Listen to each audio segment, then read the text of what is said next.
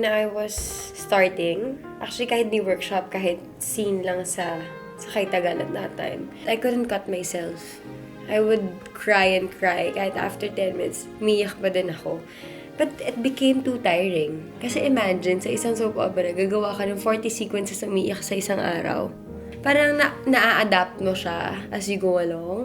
When it comes to workshops naman, yeah, it still happens to me. Inaayos mo yung tool mo dun eh. Kasi instrumento mo yung katawan mo, instrumento mo yung emosyon mo. Nire-repair mo yun kung ano yung mga nangangalawang na, kung ano yung mga kailangan mo i-repair. So kapag nabubuksan na naman, minsan, yung mga own personal experiences ko na gusto ko nang kalimutan, naalala ko pa din na sabi ko nga parang minsan curse din yung pagiging artista kasi kung normal na tao ka, yung mga hurtful moments sa buhay mo, kakalimutan mo for you to move on and forgive and forget. Sa amin hindi eh. Kailangan mong halukayin ulit yun.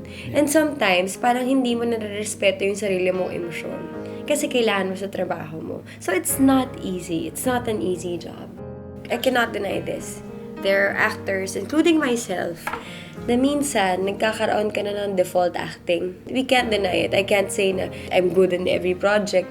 I have my strengths, I have my weaknesses. And sometimes, that's one of actors' weaknesses. Yung dekanto, lalo na pag nagsasoap ka, pag pagod ka na kasi, hindi ka na talaga nagpo-proseso eh. Parang automatic sa'yo natitingin ka doon. Okay, look down, look away. Yun ang challenge sa akin kung paano ko babaguhin yung attack ko each time.